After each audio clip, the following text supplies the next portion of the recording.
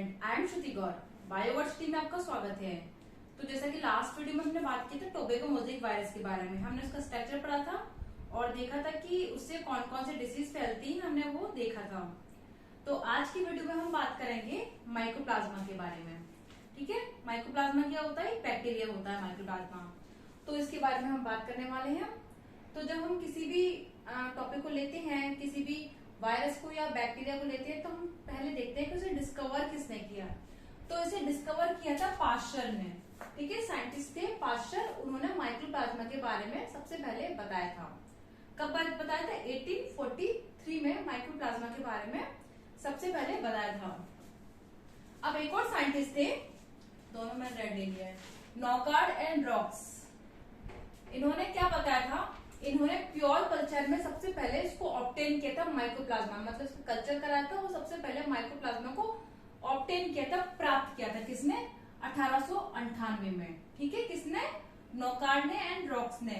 सबसे पहले डिस्कवर किसने किया था? पाश्चर ने। और प्योर कल्चर में ऑब्टेन की बात करें तो वो किया था नॉकार्ड ने एंड रॉक्स ने। इसे प्योर कल्चर में ऑब्टेन किया था या प्राप्त किया था। अब तीसरे साइंटिस्ट है बोरेल। बोरेल ने क्या किया था? सबसे पहले 1910 में क्या किया था? इसको माइकोप्लाज्मा को माइकोप्लाज्मा नहीं कहा था, पहले इसे नाम दिया था एस्ट्रोकोकस, नाम दिया इसे। ठीक है, तो बोरेल ने क्या किया? बोरेल ने एस्ट्रोकोकस सबसे पहले नाम दिया, फिर नोवाक ने इसे नाम दिया था माइकोप्लाज्मा का। तो हमें कुछ साइंटिस्ट के बारे में जानना है। जैसे कि अगर हम डिस्कवरी की बात करें तो दो साइंटिस्ट आते हैं, पहले पाश्चर आते हैं और फिर आते हैं हमारे नॉकार्ड एंड रॉक्स। अगर ऑप्शन में पाश्चर नहीं आता है और नॉकार्ड एंड रॉक्स आता है तो हमें वही टिक करके आना है कि सबसे पहले डिस्कवर किसने किया था।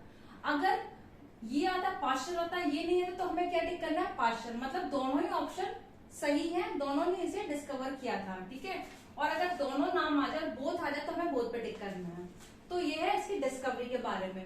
अगर हम इसके नाम के बारे में बात किए तो सबसे पहले जो बेरल ने ना माइकोप्लाज्मा को माइकोप्लाज्मा ना कह करके एस्ट्रोकोकस नाम दिया था। ठीक है, मतलब माइकोप्लाज्मा को पहले इन्होंने एस्ट्रोकोकस बोला। फिर नोवाक थे एक साइंटिस्ट, उन्होंने इसका रियल नेम बताया था, ये माइकोप्लाज्मा होता है। अब माइकोप्लाज्मा होता क्या है? माइकोप्लाज्मा एक छोटी प्रोकैरियोटिक सेल होती है। ठीक है, जिसमें सेल वॉल नहीं पाई जाती है, विदाउट सेल वॉल।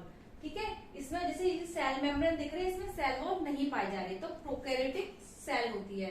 ठीक है, जो वायरस बैक्टीरिया सब के सब प्रोकैरियोटिक में आते हैं। यूकैरियोट में क्या होते हैं? इनवर्टेब्रेट, वर्टेब्रेट, ये यूकैरियोटिक में आते हैं। ठीक है, इसको हम बाद में जब फाइलम का हम पढ़ेंगे तब हम ये जानेंगे क्या होता है डिटेल में। अब इसके कैरेक्टर की बात करें, जैसा कि इसमें दिख रहा है, इसकी सेल वॉल नहीं है इसमें। ठीक है, सेकेंड है टिपिकल कॉलोनियल अपीयरेंस, मतलब ये कॉलोनी में दिखाई देती है। ठीक है, ऐसा लगता है कॉलोनी में है, जैसा टिपिकल कॉलोनी बनी हुई है। अब ये प्लूरोमॉर्फिक। प्लूरोमॉर्फिक क्या होता है? मतलब इसका कोई निश्चित शेप नहीं होता है, कभी ये गोल होगी, कभी स्क्वायर हो जाएगी, कभी लंबी हो जाएगी, तो इसे पॉलीमॉर्फिक नाम देते हैं। अब इसे क्या, क्योंकि इसे डिफरेंट ये अपना शेप चेंज करती रहती है, तो हम इसे बोलते हैं माइक्रोबायोलॉजिकल जोकर्स भी हम इसे पुकार सकते हैं।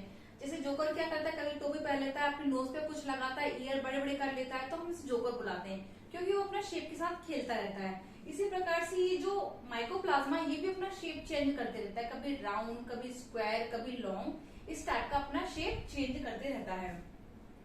अब इसके रिप्रोडक्शन की बात करें, सबसे पहले हम इसका स्ट्रक्चर देख सकते हैं, क्या होता है इसके स्ट्रक्चर में। ठीक है, जब हम माइकोप्लाज्मा का स्ट्रक्चर देखते हैं तो हमें सबसे पहले दिखाई देती है 3 लेयर दिखाई देती है। ठीक है, इनका नाम मैंने यहाँ लिखा नहीं, यहाँ लिख देती हूँ मैं, जो कि लाइपोप्रोटीन से बनी हुई होती है। सबसे जो आउटर, नीचे लिख देती हूँ मैं, आउटर जो भाग होता है उसे बोलते हैं आउटर मेम्ब्रेन, बीच वाली मिडिल, और जो सबसे वाली है वो इनर मेम्ब्रेन। तो जो माइकोप्लाज्मा होता है 3 मेम्ब्रेन से मिलकर के बना होता है, आउटर मेम्ब्रेन, मिडिल मेम्ब्रेन और इनर मेम्ब्रेन। ये तीनों ही मेम्ब्रेन लाइपोप्रोटीन की बनी होती है। लाइपोप्रोटीन मतलब लिपिड की और प्रोटीन की बनी हुई होती है, जो माइकोप्लाज्मा की 3 लेयर होती हैं। ठीक है, किसकी? लिपिड की और प्रोटीन की। अब इसमें हम देखते हैं, जब हम इसके अंदर जाते हैं माइकोप्लाज्मा के, तो हमें कहीं कहीं एक बॉल टाइप की स्ट्रक्चर दिखती है जिसे हम नाम देते हैं राइबोसोम का। ठीक है, राइबोसोम का हम नाम देते हैं। जो बॉल लाइक इसमें गोल गोल जो राउंड पड़े हुए हैं ये सब क्या है, राइबोसोम होता है। अब इसमें कहीं कहीं डीएनए दिखता है। डीएनए का कैसा होता है, डबल स्ट्रैंड, जैसे मैंने बताया था ये इसमें डबल लाइनिंग ना ऐसे करके, ये डबल स्ट्रैंड डीएनए, इसमें लिख देती हूँ मैं डबल स्ट्रैंड, डीएस लिख रही हूँ, डीएस डबल स्ट्रैंड डीएनए होता है। और ये जो मैंने ब्लैक से बनाया हुआ है ये थोड़ा सा कॉमा टाइप का, ये है आरएनए। आरएनए सॉल्युबल फॉर्म में होता है और ये कैसा होता है, single strand RNA, single strand RNA होता है। और कहीं कहीं हमें प्रोटीन के मॉलिक्यूल्स भी प्राप्त होते हैं, सॉल्युबल प्रोटीन हमें प्राप्त होती है। जो पिंक में बनाई हुई है वो है प्रोटीन। तो जब हम इसका स्ट्रक्चर देखते हैं तो हमें क्या दिखता है, हमें सबसे पहले 3 मेम्ब्रेन दिखाई देती हैं। सबसे बाहर वाली जो होती है आउटर लेयर, बीच वाली होती है मिडिल मेम्ब्रेन और अंदर वाली होती है इनर मेम्ब्रेन। लेकिन ये सेल मेम्ब्रेन होती है, सेल वॉल से कवर्ड नहीं होती। ठीक है, तो माइकोप्लाज्मा में सेल वॉल नहीं पाया जाता। अब जरा हम इसके अंदर जाते हैं तो हम देखते हैं कि इसमें बीच बीच में राइबोसोम के मॉलिक्यूल्स मिलते हैं हमें। ठीक है, और क्या मिलता है, हमें मिलता है डबल स्ट्रैंड डीएनए। ठीक है, डबल स्ट्रैंड डीएनए, और वहीं हमें सॉल्युबल फॉर्म में आरएनए प्राप्त होता है जो कि सिंगल स्ट्रैंड होता है। ठीक है, और हमें क्या दिखता है, जो पिंक है वो प्रोटीन के मॉलिक्यूल्स होते हैं, वो भी सॉल्युबल फॉर्म में होते हैं। तो ये होता है माइकोप्लाज्मा का स्ट्रक्चर। अब इसके रिप्रोडक्शन के बारे में जान लेते हैं। इसका रिप्रोडक्शन कैसे होता है। इसका रिप्रोडक्शन होता है बडिंग से। इसको जरा मैं समझाती हूँ, 1 मिनट। बडिंग क्या होता है, इसको मैं ऊपर से मैं क्लीन कर देती हूँ। ये जो ऊपर है उसे मैं इसको एक बार और रिवाइज करवा देती हूँ। इसे डिस्कवरी किसने की था, पास्चर ने। कब, 1843 में। और एक और साइंटिस्ट थे नोकार्ड एंड रॉक्स ने, उसने भी माइकोप्लाज्मा के बारे में बताया था। उन्होंने प्योर कल्चर में से ऑब्टेन किया था। अब इसके हम नाम की बात करें तो सबसे पहले जो बोरियल साइंटिस्ट थे उन्होंने माइकोप्लाज्मा को एस्ट्रोकोकस पुकारा था। ठीक है, फिर जो नोवाक साइंटिस्ट थे उन्होंने इसको नाम बताया माइकोप्लाज्मा। तो अगर ये बोला जाए कि माइकोप्लाज्मा नाम किसने दिया तो होता है हमारा नोवाक। और एस्ट्रोकोकस ने क्या किया, और एस्ट्रोकोकस किसने बोला था, तो हम लगाएंगे बोरेल पे। ठीक है, अब आते हैं माइकोप्लाज्मा एक स्मॉलेस्ट प्रोकैरियोटिक सेल होती है जिसमें सेल वॉल नहीं पाया जाता। इसके कैरेक्टर की जैसा कि दिख रहा है इसमें सेल वॉल नहीं होती, ये कॉलोनी में होती है, पॉलीप्लूरोमॉर्फिक होती है, मतलब ये अपने शेप चेंज करती है, इसलिए इसे जोकर ऑफ माइक्रोबायोलॉजी कहते हैं।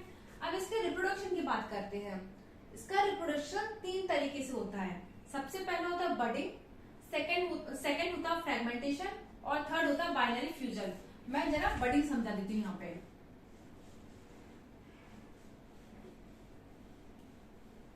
ठीक है, बडिंग क्या होता है, जैसे ये एक सेल है। ठीक है, अब इसमें क्या होता है, बड निकल आती है ये ऐसे करके, ये इस टाइप से, और फिर बाद में क्या होता है, ये बड अलग हो जाती है और ये फिर क्या बनाती है, माइकोप्लाज्मा। ठीक है, मतलब इसमें बड निकल आती है और फिर बड कुछ टाइम बाद अलग होकर के माइकोप्लाज्मा बना देती है, ये होती है बडिंग। अब आते हैं फ्रेगमेंटेशन, मतलब जब इसके टुकड़े जब स्मॉल पीस में ये डिवाइड हो जाती है तो इससे होता है माइकोप्लाज्मा का फॉर्मेशन। स्मॉल पीस में डिवाइड होती है, फिर ये माइकोप्लाज्मा को जन्म देती है। थर्ड आता है बाइनरी फ्यूजन। बाइनरी फ्यूजन क्या होता है, ये एक टाइप का एसेक्सुअल रिप्रोडक्शन होता है। बाइनरी फ्यूजन लिख देती हूं मैं,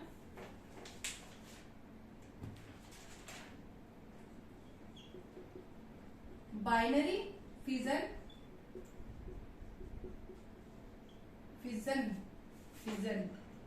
is like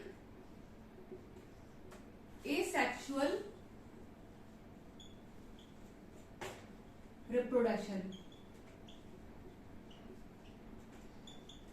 इसमें क्या होता है, एक पेरेंट सेल होती है, 2 डॉटर सेल में डिवाइड हो जाती है एसेक्सुअल रिप्रोडक्शन में। इसमें कोई फ्लैजेला नहीं होता है, मतलब इस टाइप का कोई भी स्ट्रक्चर नहीं होता है, इसलिए इसमें एसेक्सुअल रिप्रोडक्शन होता है, जिसे हम बोलते हैं बाइनरी फ्यूजन या द्विविभाजन के नाम से हम इसे जान सकते हैं। तो इसका रिप्रोडक्शन कितने टाइप से होता है, 3 टाइप से, बडिंग, फ्रेगमेंटेशन और बाइनरी फ्यूजन से इसका रिप्रोडक्शन होता है। अब इसके डिसीज के बारे में बात कर लेते हैं, कौन कौन सी इसकी डिसीज होती हैं।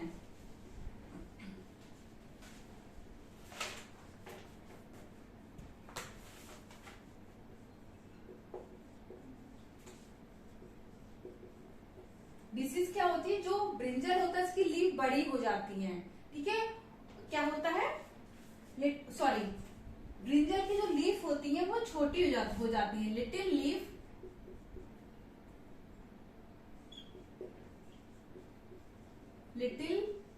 लीफ ऑफ ब्रिंजल, ठीक है। और क्या होता है, second, large bud of tomato,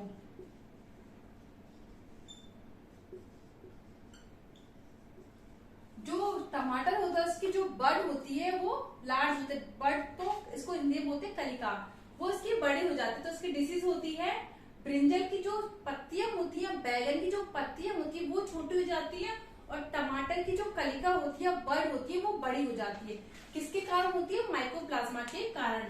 तो हमने माइकोप्लाज्मा का स्ट्रक्चर देखा, डिस्कवरी देखी, किस टाइप का उसको रिप्रोडक्शन होता है ये देखा, और डिसीज कौन कौन सी होती है हमने ये देखी। तो ये हो गया हमारा माइकोप्लाज्मा कंप्लीट, ठीक है। अब कल की वीडियो हम देखते हैं नेक्स्ट क्या है, वायरस है या बैक्टीरिया, उसे हम कवर करते हुए चलेंगे। तो इस वीडियो में या जितने भी वीडियो अभी तक मैंने पढ़ाए, जिसमें से भी आपको कोई भी कंफ्यूजन हो तो मुझे कमेंट बॉक्स में करके बताइए। ऐसा नहीं है कि इसी टॉपिक से रिलेटेड, जो प्रीवियस में मैंने जितने भी टॉपिक पढ़ा लिए स्टार्टिंग से लेके अब तक के, बीच में से आप कोई भी टॉपिक देख सकते हैं। अगर किसी में कोई भी समस्या आ रही तो मुझे बताइए, मैं 100% उससे सॉल्व करने की कोशिश करूंगी।